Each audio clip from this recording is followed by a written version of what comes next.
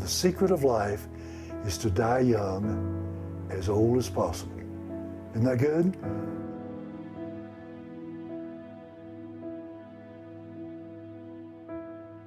When I was 8 years old and saw Blackstone at the Majestic Theater in Dallas, that I said, oh boy, that's what I want to be. And I became a magician, you know. And hid under my sheet at night. My dad said, turn off the light and go to sleep. And I'd hold the sheet with my flashlight and read under the sheet and all these tricks in the library books.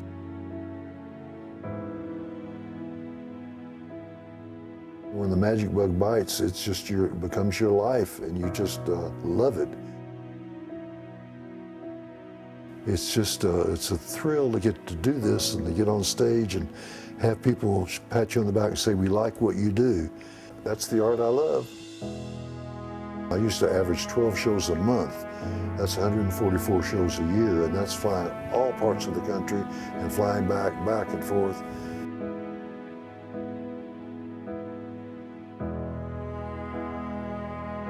And we're so lucky that in our business there's a thing called applause at the end of a show. So it kind of keeps you going. And this is my wife, Joyce.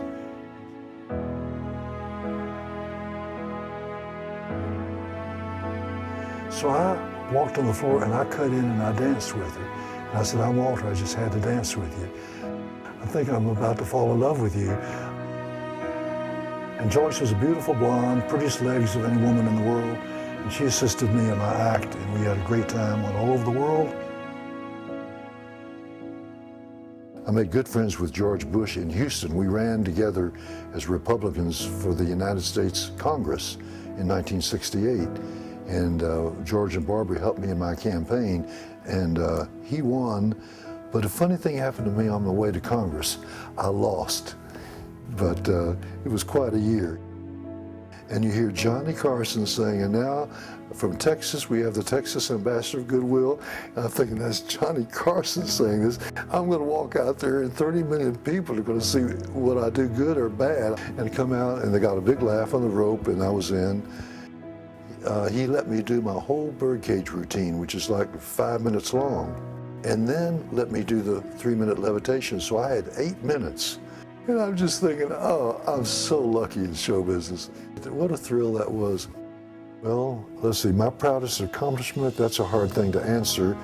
Of course, outside of the magic box, it's my 3 daughters. They're the love of my life, you know. And they're beautiful in appearance and beautiful inside, and they're sweet and they're intelligent and they're fun to be around. And, you know, again, I lucked out.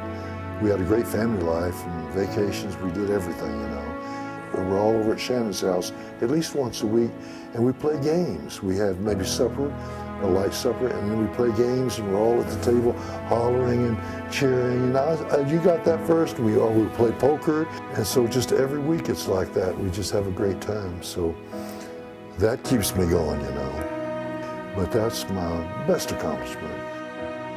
And then dogs. I love dogs.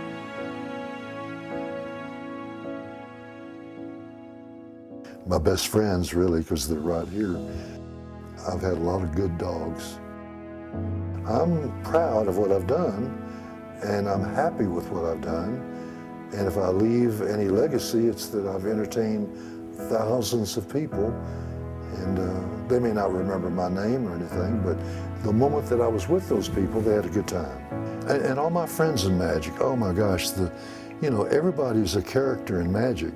And these are just the greatest people in the world. We have the best times. I just feel fortunate to have gotten to spend my life. I'm so glad I gave up 4 years of chemical engineering and had the guts to go into show business and just persevere and get not at the top rung, not at the bottom, but somewhere in the middle.